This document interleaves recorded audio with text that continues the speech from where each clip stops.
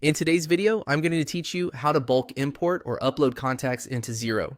To begin, from your Xero dashboard, open Contacts. This takes you to the contacts area where you can manage customers and suppliers in one place. If you're not already there, switch to All Contacts so you can see the full list and access more options. Next, look to the top right of the page for the three dots, also called the More Options or Ellipsis menu, and select it. From that menu, choose Import. This opens Xero's import screen, which guides you through bringing in multiple contacts at once using a spreadsheet file. Before uploading anything, download the template provided by Xero. Click Download Template and save the file to your computer.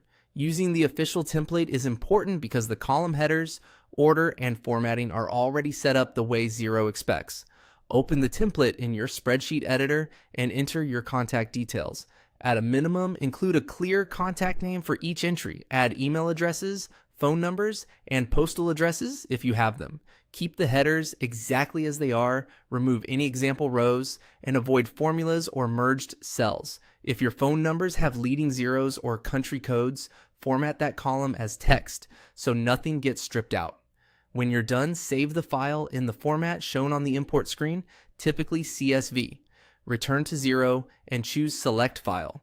Pick the template you just saved from your computer. Xero will upload the file and get it ready for review.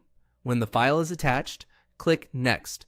On the preview that appears, scan for any warnings such as missing names or invalid email formats.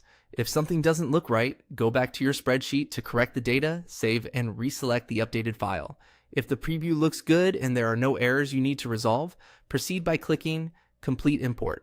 Xero will process the contacts, create new records, and update existing ones where applicable. When the import finishes, you'll see a confirmation with a summary of how many contacts were added and if any rows were skipped. From there, you can head back to All Contacts to see your newly imported list, ready for invoicing, bills, and reporting. A quick tip: use consistent naming conventions to avoid unintentional duplicates and consider keeping a clean master CSV update over time. That way, future imports stay fast, accurate, and hassle-free.